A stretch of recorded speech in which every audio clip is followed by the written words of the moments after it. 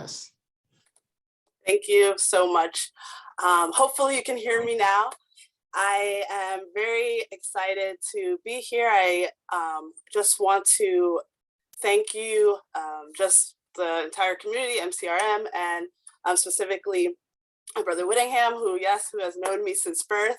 Just so grateful for the invitation and the opportunity to share today, and hopefully the message that God has given me really resonates with many of you here today.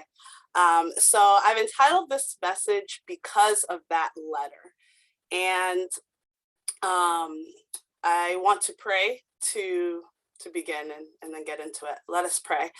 Dear Heavenly Father, thank you so much for everyone who is on the call, who is in person, who is here today. We are so grateful for the opportunity to gather from all over the country, all over the world, that the technology is working out, and that this medium has been something we can use to come together and to praise you. Lord, please be with this message and just help it to resonate. In your name I pray, amen.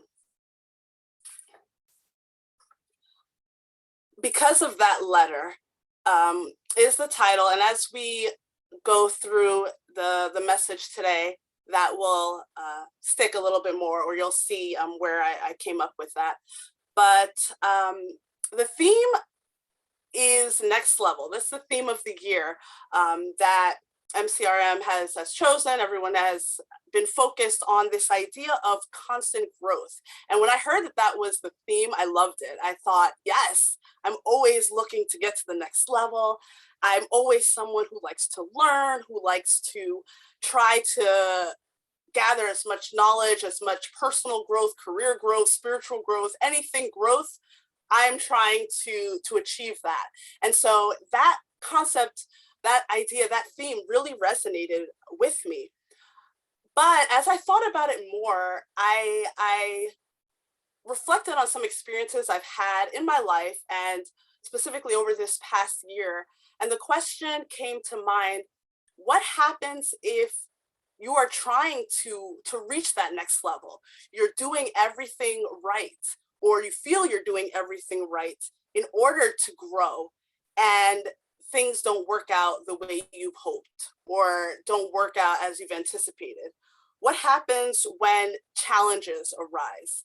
How can we still be on this journey to get to the next level? How can I still grow in the midst of struggle? And so we've all had moments where we've experienced bad news in some way. Death of a loved one.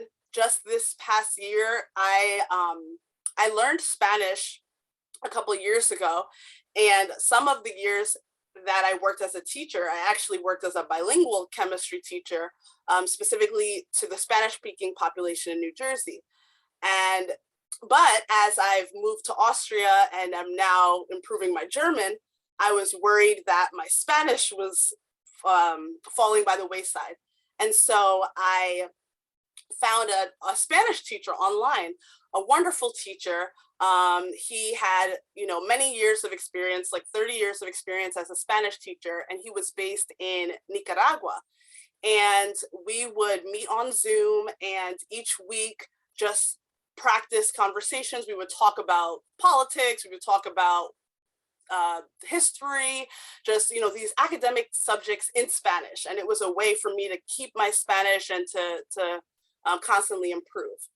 Anyway, I found out in September, I received an email that said he had passed away from COVID. And I was so shocked, because a lot of our conversations in the past year, I would say since the pandemic started, actually, we were talking about COVID, and he was talking a lot about Nicaragua's response and how much of the government wasn't taking it seriously, and he had lost relatives to the virus. And so, we would have all these conversations, and he was really intentional about taking the necessary precautions, and he took it really seriously. So when I had heard he passed from it, I was sad, but then I was also a little upset, frustrated with God a bit, because I just felt like this is such a great person who's doing all the right things, and and is really, there was just that question of why. And I think many times if you lose someone that's close to you, or just someone you know, or with death in general, you have that question of, but why that person? Or why at this time? Or God, what is going on?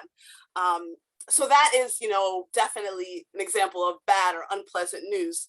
But aside from that, maybe you have experiences that aren't as heavy as death, but job loss, that can be really difficult. So many people these past 2 years have been losing jobs.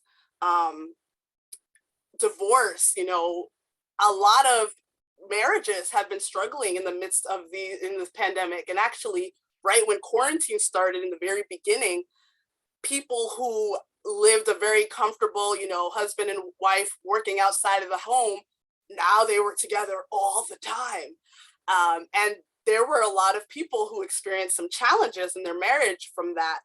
And then maybe if you're a student or you're someone in school and you studied really hard for a test and then you get a score that you didn't expect, just any of these experiences, you feel you're on this path toward growth, and then a challenge occurs. How do you handle that? What do you do?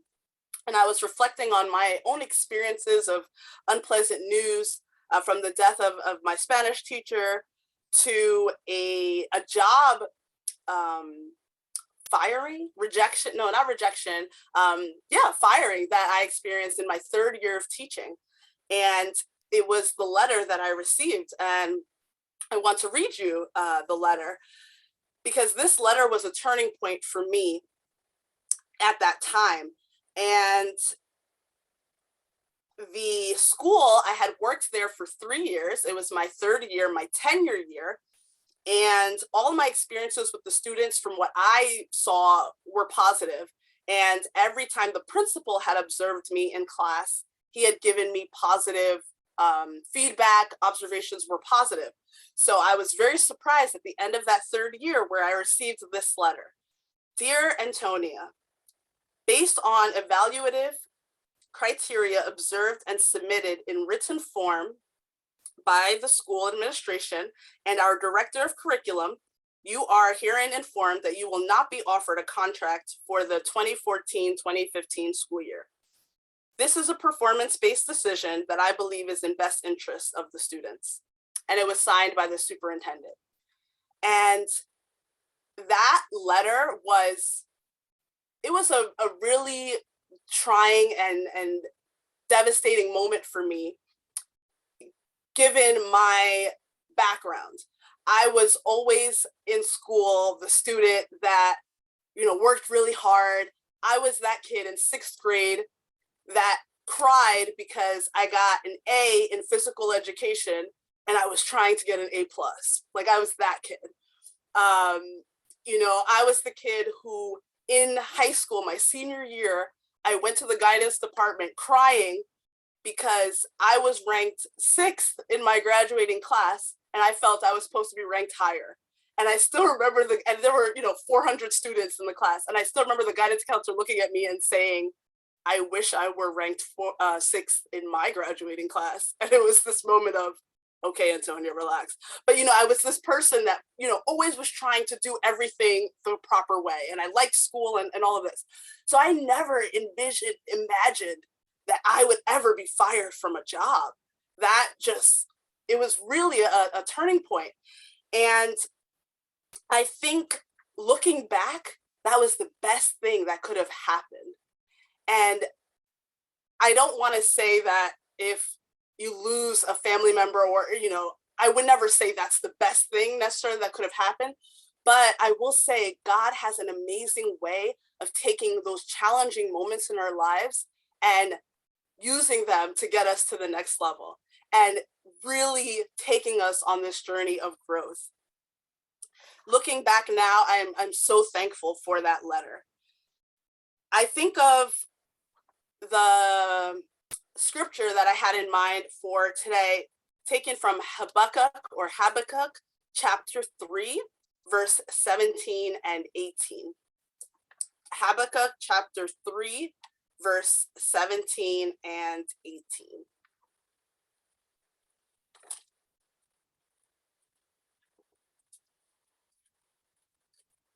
And it's that one book or one of those books that we don't go to so often. So every time I'm looking for it, I skip it many times. But it's really powerful at the end. And it says,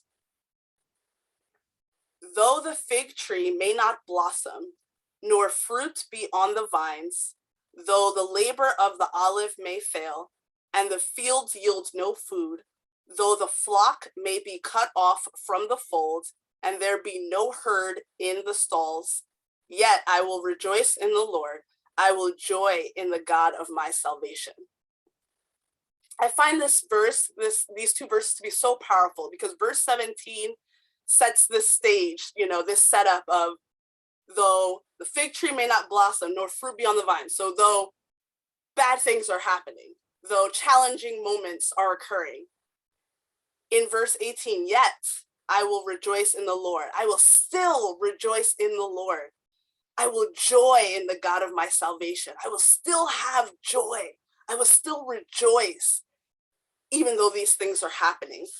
And, despite Habakkuk's questions about the evil that was taking place during his time, like if you read in chapters 1 and 2, people are dying and there's so much evil happening. It feels unfair. It is unfair.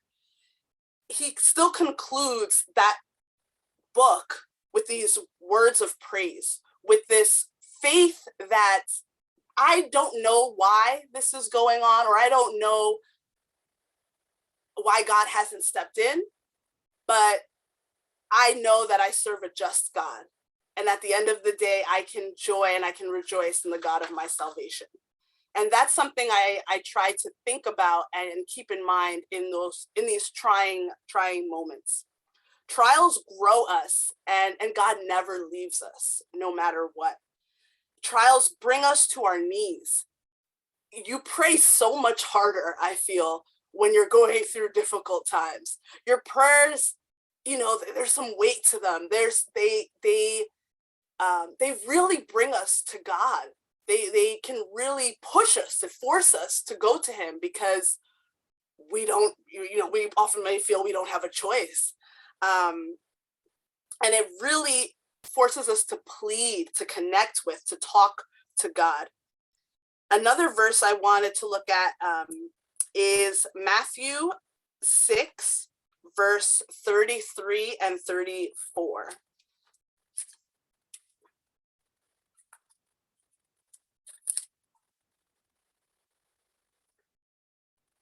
Matthew 6, 33, 34. And it reads, but seek first the kingdom of God and his righteousness, and all these things shall be added to you. Therefore, do not worry about tomorrow, for tomorrow will worry about its own things. Sufficient for the day is its own trouble. This is another passage that I think really encourages us not only to come to God and to plead to God, but to trust and have faith that at the end of the day, he will take care of us. And that is something really important to remember, again, in these trying moments or in our trials. I am reading a book by Mary Beth Chapman, and I don't know if you all have heard of her or you know of the story, but she's the wife of Stephen Curtis Chapman. And Stephen Curtis Chapman is a pretty well-known Christian singer, Christian artist. He was, I would say, probably in his prime, or, super well-known maybe 20 years ago or so, but still in a lot of Christian circles, that name is familiar. He's a songwriter and sings many, many songs. His family went through a really, really trying time. The book I've been reading, written by his wife and sharing their experience, it really shares their experience. It's called Choosing to See. And it talks about the journey through trial, but still trusting God. But essentially what happened, they have I think they had 6 kids. Their 17-year-old son, Will, was coming home, driving into the driveway, and didn't see their 5-year-old daughter, his sister. and he hit her with the car and she died right there in their driveway. And it's the worst thing ever. You hear a story like that, is this a Christian family that again seems to be doing everything right, and then this the pain for the teenage son, right? Like that is its own pain that he has to experience, accidentally running over his sister and her dying, and then the loss of a child that and a sibling for the other siblings and the parents, and then one of the sisters witnessed it because it all happened in the house. It's really, really, really a tough story, and you read the pages of this book, and as she describes just the ordeal and her anger with God and frustration and all of this. But at the end of the book, she talks about how good and gracious God is and how he has helped them walk along that journey. And it's not to say her feelings weren't valid of, why, or anger, there's that grief that needs to take place, and it's okay to grieve, but it's also so powerful to see a family heal from that and conclude, just like Habakkuk here, that yet I will joy in the God of my salvation, or yet I will rejoice in the Lord. That is the faith, that's the trust that I desire to have. And I pray each day that trials that come my way, that I can have that faith. And it's not easy, but God is just, and it's a story. I definitely encourage anyone who is interested. It's called Choosing to See. It's a good book, and it's just really hearing the story of a mother who lost her daughter, but still trying to comfort her son, and still trusting in God in that process. It's amazing how God can answer our prayers, and how I have had experiences, and I want to share my Dominican Republic adventure of a testimony of an experience when I was getting married, and how God really made things work out. So Christian and I we were long distance for 4 years in our relationship, Christian, my husband. And when the pandemic hit, that was a tough year for us, because borders were closing and we weren't able to see each other as often as we were used to. But at that point in our relationship, we had decided we wanted to get married anyway. So in the midst of the pandemic, trying to figure out travel and how can he come to the US, because Europe was blocked, like no one from Europe was allowed to the US, and it was a whole drama. So anyway, we eventually decided we're going to the Dominican Republic, because at the time it was the only country that was letting everybody in. So that could have been good or bad, but we decided that's where we were going to go.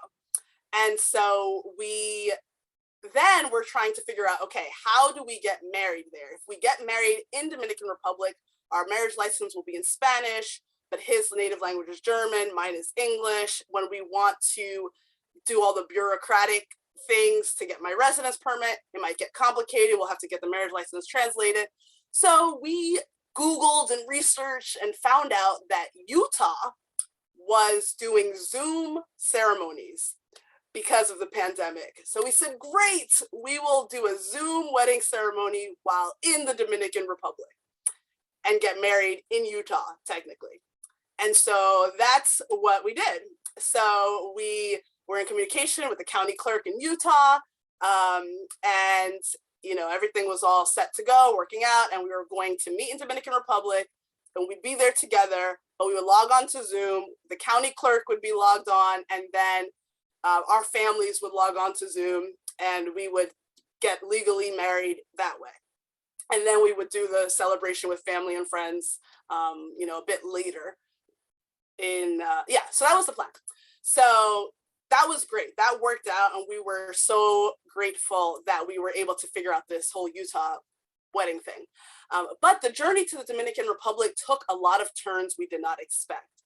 So Christian was scheduled to get there first, And so it was a Thursday, and he was scheduled to fly out on that Saturday night to get to Dominican Republic.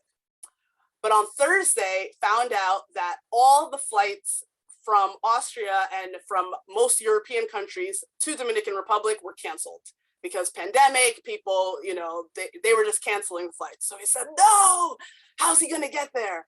So he found a flight where he could fly from Austria to England to Canada to the Dominican Republic. So that's what he did. So he booked that flight, and because we were worried about more cancellations, he booked it that Thursday. Friday, he was flying to England to fly to Canada to fly to Dominican Republic. So that worked out. He got to Dominican Republic.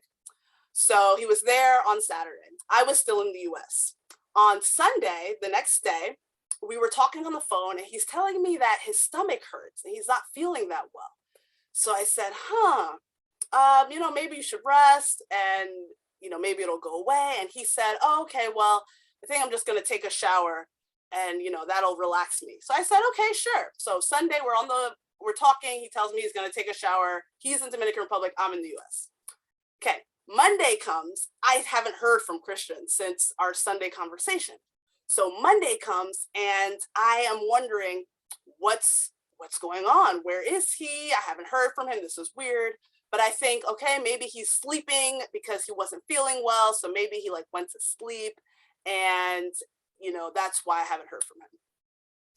So then later on Monday, I'm messaging him. I'm still not hearing from him. And we were scheduled to get married on Tuesday. It was Tuesday, the next day in the Dominican Republic. My flight was on Monday. So I still hadn't heard from him, but I said, I know he's there because we spoke. So I'm getting on this plane, and hopefully when I land in Dominican Republic, we will, get in touch and it'll be fine. So I get on the plane, and the whole flight I'm praying, and I'm like, Lord, I have watched the news. I know years ago there was all that drama about people going to the Dominican Republic and it not working out. So I started to think the worst, okay, maybe he got poisoned somehow, or, something is wrong. And I was just praying. I get to the airport, still not hearing anything from him. So at this point, I'm worried or it's just strange. So I'm sitting in the airport just trying to figure this out. Anyway, after a few minutes, I get a text from his brother that says he's in the hospital, he's okay, but this is the room number. So I'm like, what? I have to now figure out how to get this rental car in this foreign country where people drive crazy to get to this hospital. And it was just a mess. But thankfully, God answered the prayers. I mean, I got the rental car, no problem. The driving was insane, but shout out to New Jersey for teaching me how to drive aggressively. I was able to use those skills and navigate, and got to the hospital. He was okay. He had ended up with a stomach infection from something he ate. So I get there, and it's great. But then the doctor says he needs to stay overnight. And I said, well, no, we're getting married tomorrow. We have to be in the room to log on to Utah to get married. He can't stay overnight, but he had to stay overnight. So I stayed overnight. Next day, rushed to the Airbnb.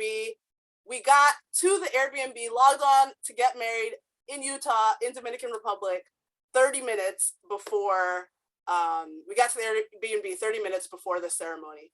But the ceremony happened, and we ended up having a wonderful time. He started to feel better. We spent 3 weeks in Dominican Republic. It was great. But in so much of that journey to just legally get married, I just kept asking God, why are you making this so complicated? We already are long distance. This was already difficult. It's already COVID. We're not even having the wedding that, I dreamed of as a kid. Things are already not happening the way I would like. What's with all this extra drama? But, that experience, we ended up at the end of that trip writing down every single blessing and every testimony and every way that God came through on that trip. And it was such a powerful experience to see how, even with all those challenges, God was faithful and God heard our prayers.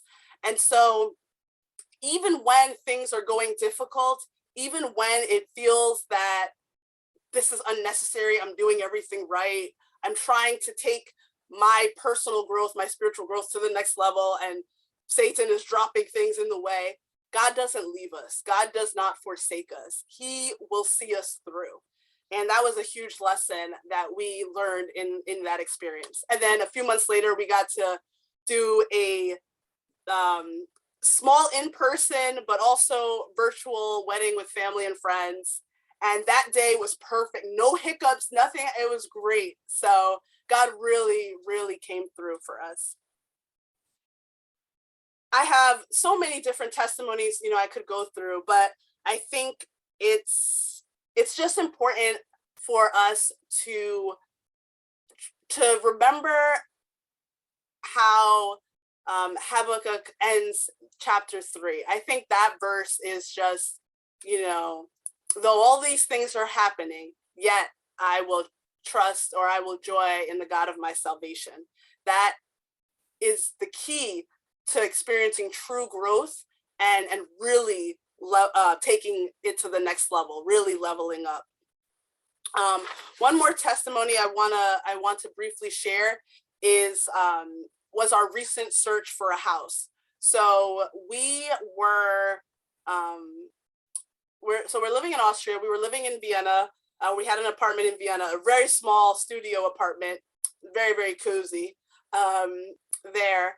And with just us wanting to have nature nearby, the flexibility that comes with more space, a yard, we decided we would start looking for a house. If anyone is trying to buy a house right now, you know that the market is insane. There's less houses than people who want to buy them.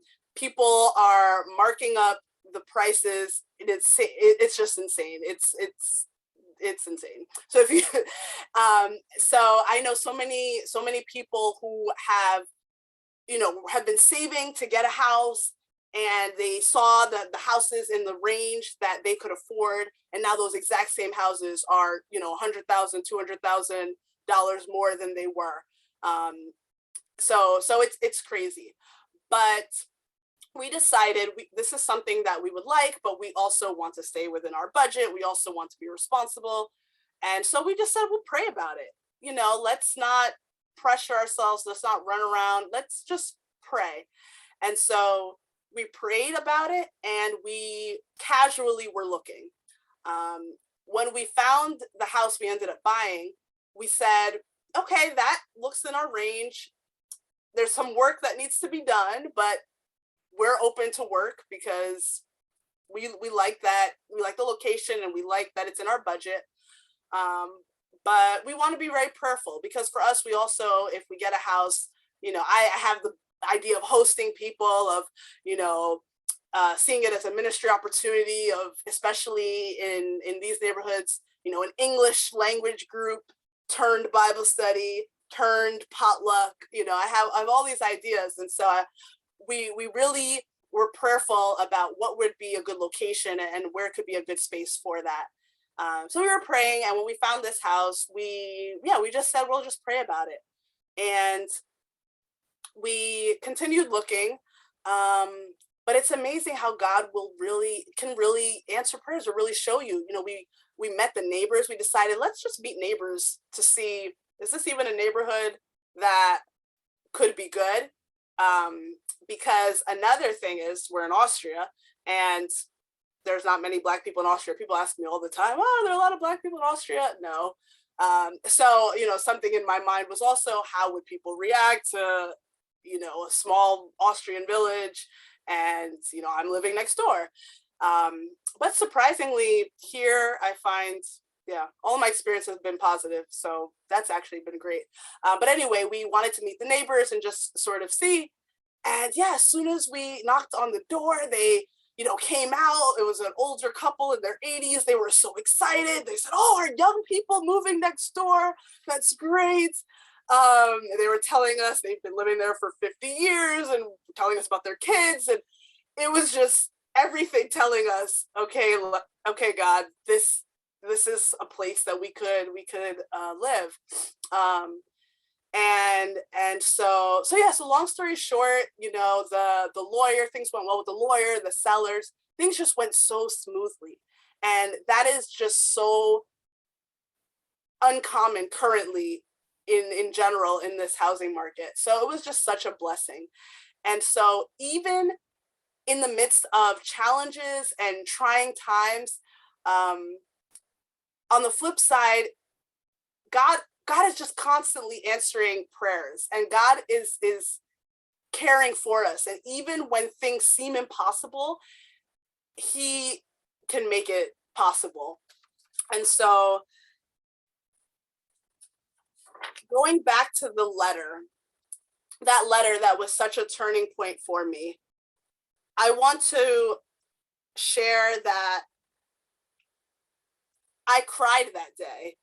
That I remember sitting in the office with the principal and the department supervisor, and I was mad that I was crying because, I was like, oh, can't be in here crying. This is why, what is with these tears? Um, and I remember they asked me, oh, do you want us to send somebody to cover your class so you don't have to worry about it? Because I guess they were worried or thought I might be concerned with going into the class, crying. But I said, no, no, no, I'm going to my students. That's fine. And, I was very insistent, I'm going to work, because with teaching, it's different. When they tell you that they're not renewing your contract, they tell you in March or April, you still have to teach for 2 months or so.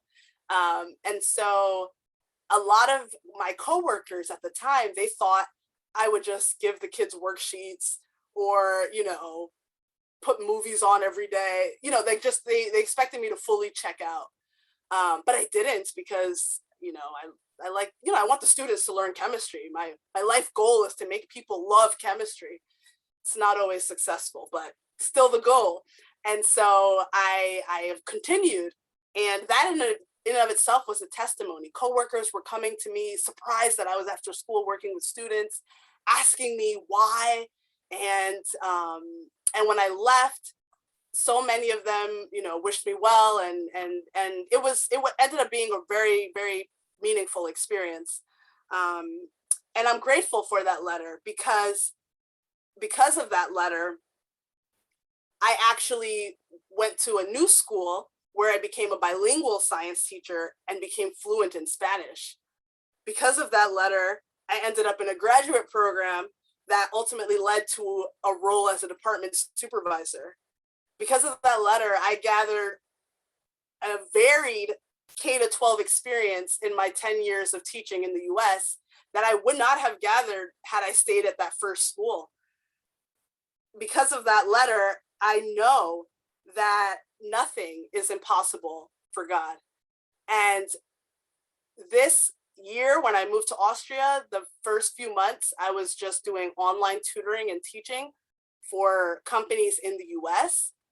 And in December, I got a job offer at the Vienna International School, which was amazing. And that was a huge blessing, because I applied for so many different jobs here. I was rejected from over 50 jobs, and that's nothing for some people. Some people have applied to way more than I did, but it gets to you after a while. Every email that says, we're not considered, we decided to go with someone else, we're not even going to give you an interview, or the worst, no response, which most companies do these days. You don't even get responses. And it's easy to feel like, Lord, I'm trying to move forward. I'm trying to get to that next level. Where are you? What's going on? But God is just. God will work it out. God is gracious. And ultimately, I ended up with this current job. They matched my salary in the US, which is huge because the cost of living here is much lower. And I get to be in the classroom again with students from countries all over the world, speaking so many different languages. And all the instruction is in English, so I'm not even forced to stumble my way through German. So it's really been such a blessing, and it's been such a testimony. I lastly, want to say and want to challenge each and every one of us to not only strive to have the perspective of Habakkuk, but to be like Daniel's three friends in what has been my favorite passage, Daniel 3:16-18, and I want to end with that. And it says, Shadrach, Meshach, and Abednego answered and said to the king, O Nebuchadnezzar, we have no need to answer you in this matter. If that is the case, our God whom we serve is able to deliver us from the burning fiery furnace, and he will deliver us from your hand, O king. But if not, let it be known to you, O king, that we do not serve your gods, nor will we worship the gold image which you have set up. I want us to strive to get to that level of, listen, I know my God can give me another job. I know my God can heal me from this breakup and maybe show me a better partner. I know my God can give me peace about the passing of this relative. But if he does not, he is still the one I will serve. He is still the one I will trust. That level of faith it's not easy, but it's something that I think we should strive for each and every day. And I think only then can we truly get to that next level. Thank you for listening. Thank you for the opportunity to share, and God bless you.